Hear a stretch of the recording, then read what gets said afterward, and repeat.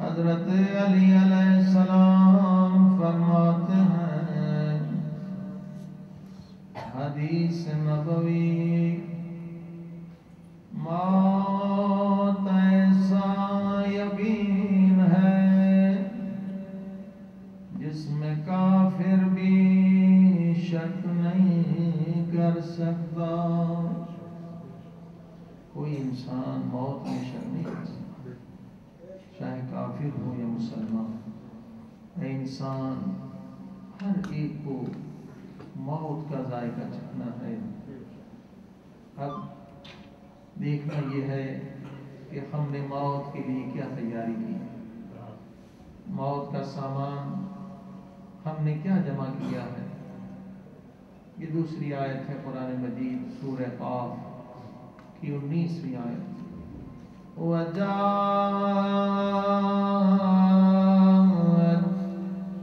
سَكْرَةُ الْمَوْتِ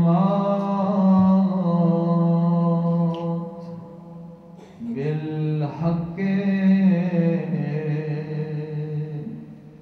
ذَلِكَ مَا كُنْتَ مِنْهُ تَحِيدُ۔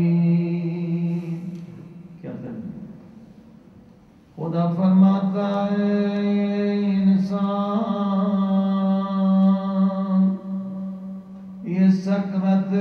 سکرات موت ہے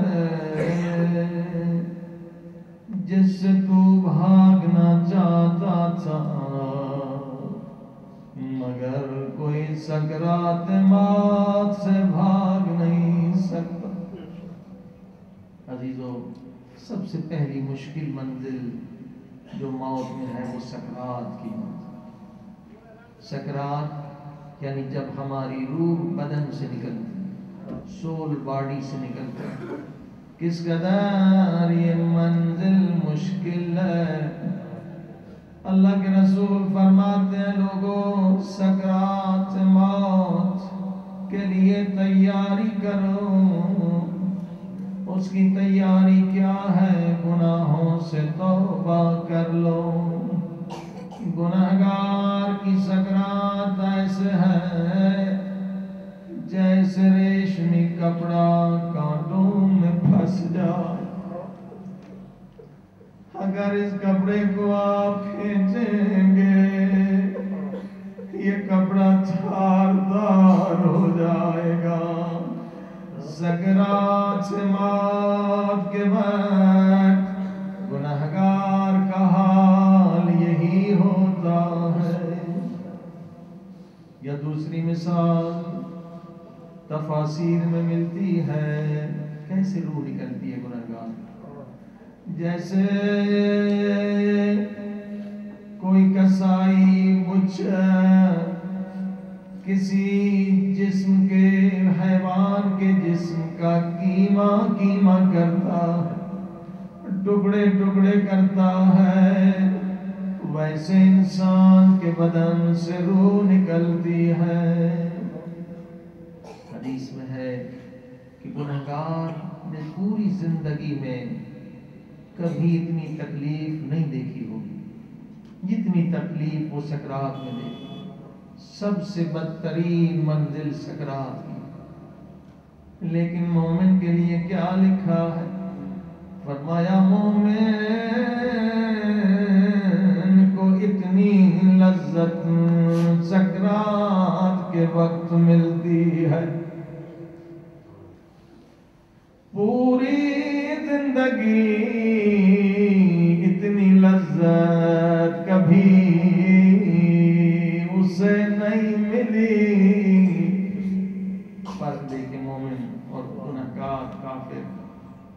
مومن کو ایسی لذت ملے گی کہ دنیا میں کبھی ایسی لذت نہیں۔ کیوں؟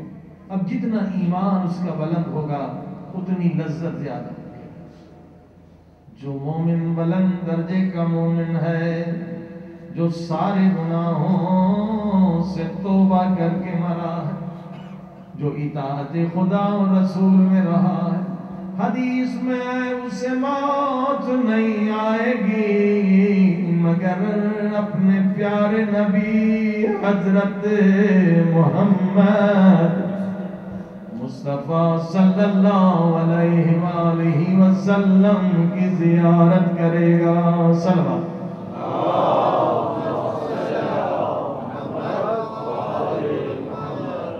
جب مومن زیارت کرے گا اسے کس قدر خوشی ملے گی، کس قدر وہ خوش ہوگا۔ اگر عاشق مولا علی ہے، اسے مولا علی کی زیارت نصیب ہو۔ اگر عاشق امام حسین مظلوم ہے، اسے امام حسین کی زیارت نصیب ہو۔ اللہ، یہ اہل بیت کا وعدہ ہے، امام حسین علیہ السلام کا وعدہ ہے، یہ دیگر اماموں کا وعدہ، یہ رسول خدا صلی اللہ علیہ وآلہ وسلم کا وعدہ۔ عزیزو، اللہ آپ سب کو امام علی رضا علیہ السلام کی زیارت نصیب کرو۔ زیارت کا مقصد یہ ہوتا ہے کہ انسان وہاں جا کے توبہ کرے، اپنے گناہوں سے معافی مانگے۔ امام رضا فرماتے ہیں جو سچے دل سے میری زیارت کرے گا، گناہوں سے توبہ کرے گا، امام فرماتے میرا وعدہ ہے میں 3 مقامات پہ اس کی زیارت کرنے جاؤں۔ اللہ، کس قدر اہل بیت سخی ہیں، کتنے مہربان ہیں۔ فرماتے میں 3 مقامات پہ اس مومن کی زیارت کرنے جاؤں۔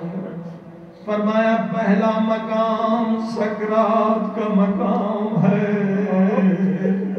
جو بڑا سخت مقام ہے۔ میں ملک الموت سے کہوں گا ملک الموت یہ میرا زائر ہے، یہ میری ذریع کے سامنے گناہوں سے توبہ کر کے آیا ہے، میں گواہی دے رہا ہوں اس کی روح کو آرام سے نکال۔ دعا کریں کہ سب کو یہ زیارت نصیب ہو، ورنہ سکرات کی منزل بہت مشکل ہے۔ امام فرماتے دوسری منزل میں کہاں اس مومن کی زیارت کے لیے جاؤں گا؟ فرمایا جب دنیا والے اسے قبر میں لٹا کے مٹی کے منوں کے نیچے دبا کے چلے جائیں گے، اولاد چلی جائے گی، ماں باپ چلے جائیں گے، دوستوں عزیز سے چلے جائیں گے اور یہ مومن قبر میں تنہا رہ جائے گا۔ امام رضا فرماتے ہیں میں اس کی ملاقات کے لیے جاؤں گا اور منکر و نکیر سے کہوں گا یہ مومن ہے، آرام سے اس سے سوال کرنا۔ یہ ہے اہل بیت کی محبت کے فائدے کہ قُلْ لَا أَسْأَلُكُمْ عَلَيْهِ أَجْرًا إِلَّا الْمَوَدَّةَ فِي الْقُرْبَى کہ قرآن نے کہا اہل بیت سے محبت کرو، اس میں تمہاری دنیا بھی بہتر ہوگی، آخرت بھی بہتر۔ تیسرا مقام قیامت کا مقام ہے، میں اپنے ظاہر کا ہاتھ پکڑ کے پل صراط سے پار کرواؤں گا۔ اے خدا یہ سعادتیں ہم سب کو نصیب فرما۔ وَجَاءَتْ كُلُّ نَفْسٍ مَعَهَا سَائِقٌ وَشَهِيدٌ۔ اے انسان قیامت کے دن ایک فرشتہ تجھے چلانے والا ہوگا اور تجھ پہ شہید، تجھ پر گواہ ہوگا۔ اللہ اکبر۔ ہم نے قیامت اور قبر کو بھلا دیا، اسی لیے ہم گناہوں میں غرق ہیں، اسی لیے ہم نماز سے دور ہیں، اسی لیے ہم روزے سے دور ہیں، اسی لیے قرآن سے دور ہیں۔ قرآن نور ہے، آئیے ان آیتوں کو سمجھیے اور دلوں کو نورانی بنائیے۔ لَقَدْ كُنْتَ فِي غَفْلَةٍ، انسان غفلت ہے، قبر کو بھول چکا ہے، موت کو بھول چکا ہے، پتہ ہے مرنا ہے مگر موت کی کوئی تیاری نہیں۔ اگر آپ اتنا بڑا سفر جو حتماً یقیناً ہمیں کرنا ہے، اس کے لیے اگر ہم تیاری نہ کریں تو ہم کتنے احمق ہیں، بے وقوف ہیں۔ یہاں سے اگر آپ پاکستان جاتے تو تیاری کرتے ہیں، پاسپورٹ تیار کرتے ہیں، ٹکٹ لیتے ہیں، پیسے لیتے ہیں، سامان لیتے ہیں، اتنا بڑا سفر کرنا ہے۔ حضرت علی علیہ السلام فرماتے تھے ہر روز مسجد میں آ کر، اے لوگوں سفر بہت لمبا ہے مگر تمہاری کوئی تیاری نہیں، کوئی سامان سفر نہیں ہے، کتنا عرصہ قبر میں رہیں گے۔ معصومین فرماتے ہیں، حدیث بیان فرماتے ہیں، ممکن ہے بعض لوگ 10 لاکھ سال 1 ملین سال انسان کو گریو میں قبر میں رہنا پڑے، مگر وہ خوش نصیب مومن ہے جس نے سارے گناہ دنیا میں مٹا دیے اور اطاعت خدا میں دل کو نورانی کر دیا۔ بہت زیادہ ایمان والا 3 دن سے زیادہ قبر میں نہیں رہے، اس کے بعد وادی السلام میں پہنچ جائے گا۔ رسول خدا صلی اللہ علیہ وآلہ وسلم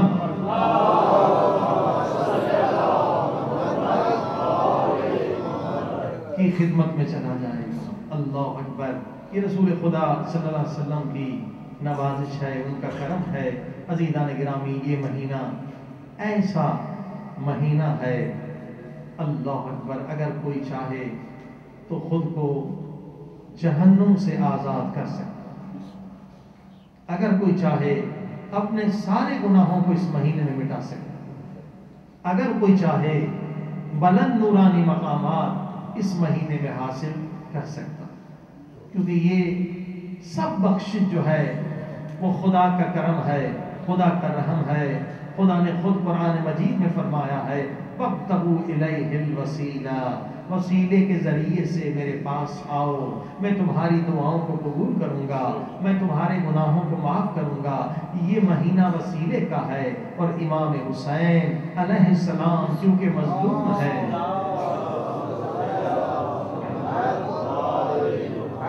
وہ ہم اور آپ سب کے لیے بہترین وسیلہ۔ آئیے خدا سے آج دعا مانگیں، آج فریاد کریں، اے خدا آج نورانی وسیلوں کو لے کر ہم آئے ہیں، اور آج کیا مانگنا ہے؟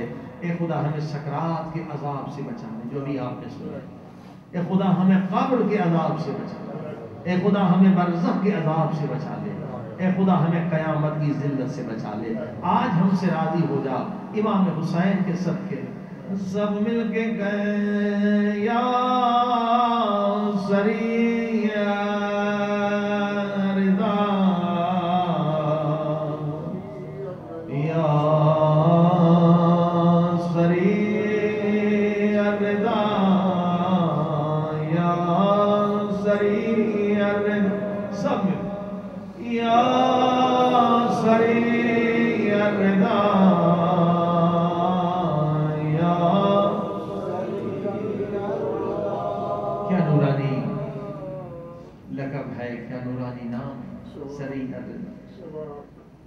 یعنی اے کائنات میں سب سے جلد راضی ہونے والے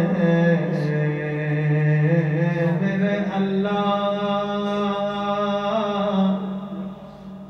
آج امام حسین کے صدقے میں ہم سے راضی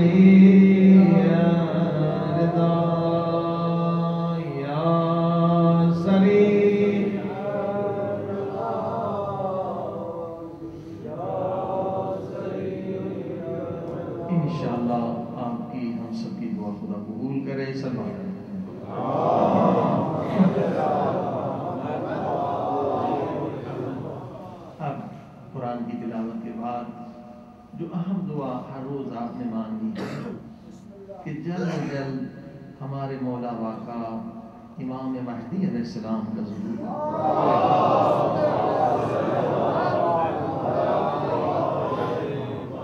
تاکہ پوری دنیا سے ظلم زیادتی ختم ہو جائے، ناانصافی ختم ہو جائے، قتل و غارت گری ختم ہو جائے، جنگ و جدال ختم ہو جائے، فتنہ فساد ختم ہو جائے اور دنیا جو ہے وہ بہشت کا ٹکڑا بن جائے۔ سب مل کے اللہم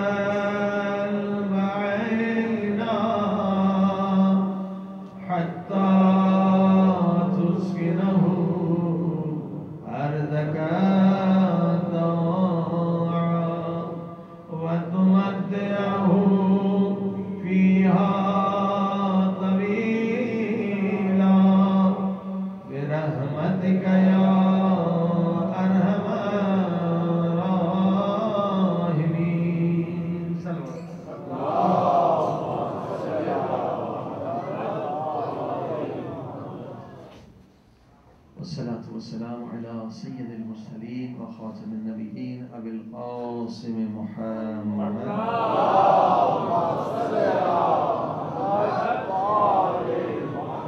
وآله الطيبين الطاهرين المعصومين. أما بعد، بسم الله الرحمن الرحيم. يوم ندعو كل أناس بإمامهم. سلام اللهم صل على محمد.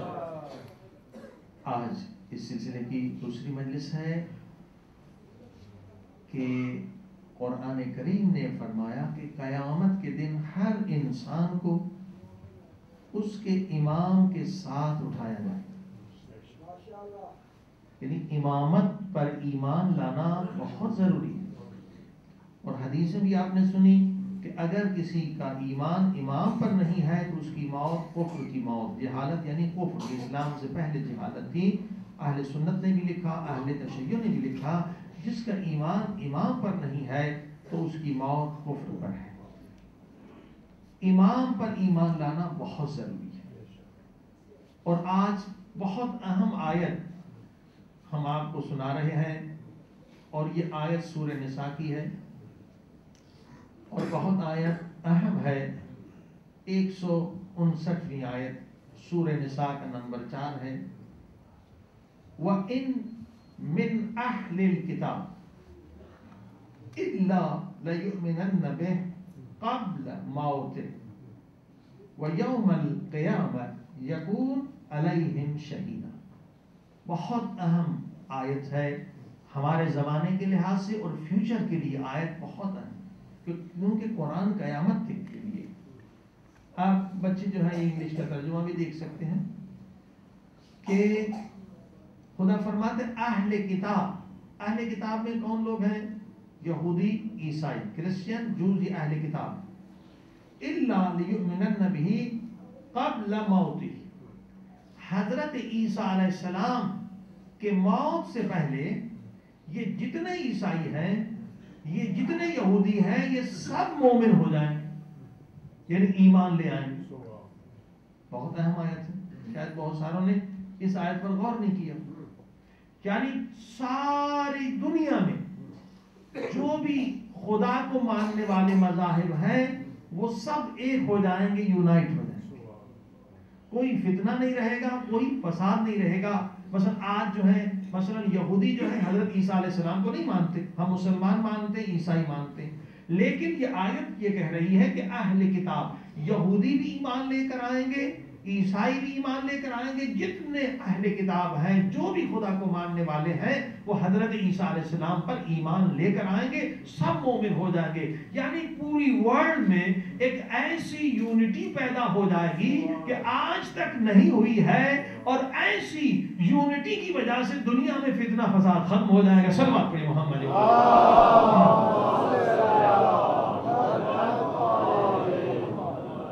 اب یہ تو آیت ہے، اب اس کی تفسیر میں ہم جاتے ہیں احادیث کی طرف. یہ کب ہوگا؟ اس کے انتظار میں تو ساری دنیا ہے کہ دنیا میں امن ہو جائے، دنیا میں خوشی خوشی رہے. یہ سارے فتنے فساد، یہ ساری جنگ، یہ first world war, second world war, Iraq کی جنگ، افغانستان کی جنگ، یہ جتنی بھی جنگیں ہیں یہ ختم ہو جائے. دنیا میں قتل و غارت گری نہ رہے. جس مقصد کے لیے خدا نے ہمیں خلق کیا ہے اس مقصد کی طرف بڑھے. یہ شیطان ہمیں لڑا رہا ہے، ہمیں نابود کر رہا ہے، سب کی خواہش یہ ہے. لیکن یہ وقت کب آئے گا کہ سارے اہل کتاب، سارے یہودی مومن ہو جائیں گے، سارے عیسائی مومن ہو جائیں گے، جو بھی خدا کو ماننے والے ہیں وہ سب متحد ہو جائیں گے، سب یونائٹ ہو جائیں گے، اور دنیا کیا ہوگا؟ بہشت کا ایک ٹکڑا بن جائے گا. صلوات پہ محمد.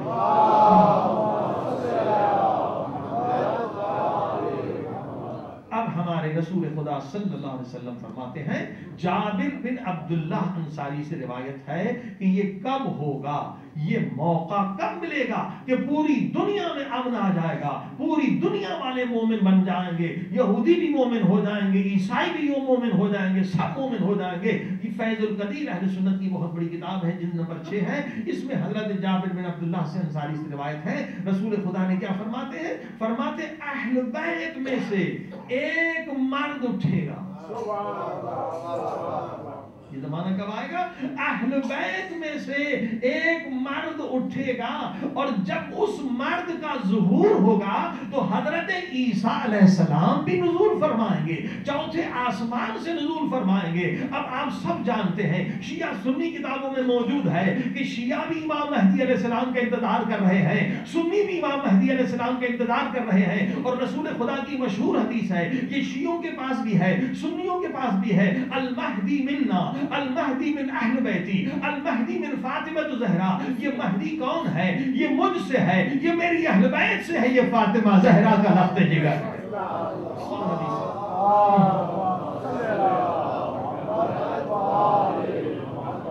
اللہ کے رسول فرماتے ہیں ایک شخص جو ہے، ایک مرد جو ہے اہل اہل بیت سے ظہور کرے گا، اور اس کا مقام یہ ہے، اس کی منزلت یہ ہے کہ حضرت عیسیٰ علیہ السلام بھی چوتھے آسمان سے آئیں گے، مگر کیا ہوگا؟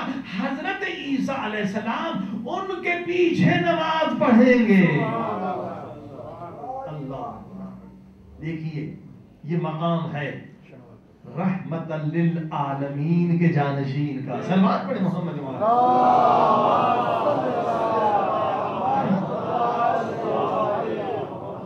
بہت ساری اہل سنت کی کتابوں میں یہ حدیث موجود ہے، یہ فیض القدیر ہے، اور اس کے بعد اور بہت ساری کتابیں جن کے ریفرنسز ہم انشاءاللہ ٹی وی پر آتے چلے جائیں گے تاکہ آپ کا وقت جو ہے بچ جائے، زیادہ ہم اس پر بحث کریں کہ جتنے بھی محدث ہیں انہوں نے اس چیز کو تسلیم کیا ہے کہ امام مہدی علیہ السلام کا جب ظہور ہوگا اسی وقت حضرت عیسیٰ علیہ السلام کا ظہور، امام مہدی علیہ السلام حضرت عیسیٰ کی مدد فرمائیں گے، حضرت عیسیٰ علیہ السلام امام مہدی کی مدد فرمائیں گے۔ لیکن ایک مرتبہ جب نماز کا وقت آئے گا تو امام مہدی علیہ السلام فرمائیں گے کہ حضرت عیسیٰ علیہ السلام آپ نماز پڑھائیں، مگر حضرت عیسیٰ کیا خوبصورت جواب دیں گے، کہیں گے نہیں نہیں، فرزند رسول، فرزند زہرا آپ نماز پڑھائیں،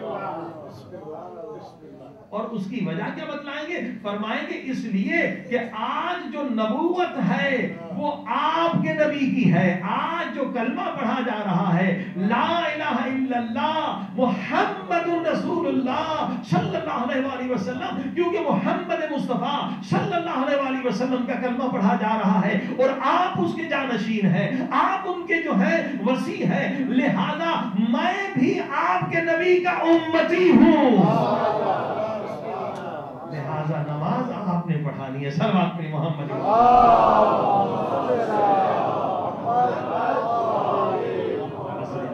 اسی لیے ہمارا زمانہ اور آپ کا زمانہ آخری زمانہ ہے، ہر روز آپ امام مہدی علیہ السلام کے ذریعے ظہور کے لیے دعائیں کریں، حضرت عیسیٰ علیہ السلام کے ظہور کے لیے دعائیں کریں، اور انشاءاللہ جب وہ زمانہ آئے گا تو دنیا سے فتنے ختم ہو جائیں گے، سارے مومن ہو جائیں گے، عیسائی بھی مومن ہو جائیں گے، یہودی بھی مومن ہو جائیں گے، تو ابھی سے آپ کوشش کریں انہیں مومن بنانے کی۔ صلوات پڑھیے محمد۔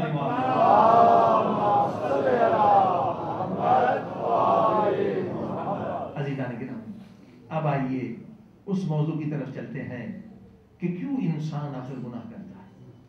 انسان کو پتا ہے کہ ایک دن مرنا ہے، ایک دن ذرے ذرے کا حساب دینا ہے، کب تک میں دنیا میں رہوں گا؟ ہمیشہ رہوں گا؟ کوئی انسان دنیا میں ہمیشہ نہیں رہ سکتا، تو پھر انسان گناہ کیوں کرتا ہے؟ قرآن کریم نے بتلایا گناہ کی وجہ، ریزن کیا ہے؟ نفس امارہ ہے، یہ ایک اندر طاقت ہے، وہ جو ہے گناہ کی طرف کھینچتی ہے، اور یہ طاقت اللہ نے ہمیں کیوں دی ہے؟ خدا یہ طاقت نہ دیتا تو ہم گناہ نہ کرتے، اگر یہ خدا طاقت ہمیں نہ دیتا تو پھر ہم بھی فرشتے بن جاتے، پھر ہم میں اور فرشتوں میں کوئی فرق ہی نہیں رہتا، کیونکہ فرشتوں کے پاس صرف روح ہے، ان کے پاس گناہ کرنے والی طاقت نہیں ہے۔ اگر ایک فرشتہ رکوع میں ہے تو 1000 سال رکوع میں، اگر ایک فرشتہ سجدے میں ہے تو 1000 سال سجدے میں ہے، اگر ایک تسبیح پڑھ رہا ہے تو تسبیح میں مشغول ہے، کیونکہ ان کے پاس کوئی روکنے والی طاقت ہی نہیں ہے، فقط روح ہے۔ لیکن اگر خدا ہمیں نفس نہ دیتا تو ہم بھی فرشتے بن جاتے، مگر اللہ نے ہمیں کیا دیا ہے؟ ہمیں اللہ نے نفس بھی دیا ہے اور روح بھی دی ہے، دونوں طاقتیں دی ہیں۔ یعنی اب ہم جو نماز پڑھتے ہیں، ہمارے نماز پڑھنے میں جبریل کے نماز پڑھنے میں زمین آسمان کا فرق ہے۔ جبریل اگر نماز پڑھتا ہے تو اسے کوئی روکتا نہیں ہے، کوئی اسے ٹوکتا نہیں ہے، لیکن اگر ایک مومن اگر نماز کے لیے اٹھتا ہے تو وہ بستر کو چھوڑتا ہے، نیند کو قربان کرتا ہے، ٹھنڈی میں جا کے وضو کرتا ہے، یعنی پہلے نفس کو شکست دیتا ہے پھر نماز پڑھتا ہے۔ نعرہ تکبیر،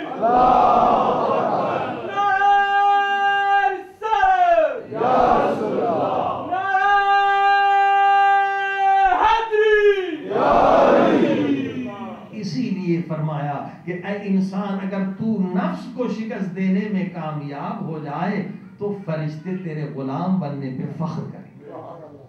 انسان اشرف المخلوقات اس وقت بنتا ہے جب نفس کو شکست دے دے، اگر نفس نہ ہوتا تو انسان فرشتے سے افضل نہیں ہو سکتا تھا۔ لیکن اب کیا ہے؟ انسان کے پاس دونوں راستے ہیں، اگر انسان نفس کو شکست دے دے تو یہ جبریل کے مقام سے بھی اس کا مقام بلند ہو سکتا، یعنی جبریل کے پرواز کی ایک حد ہے،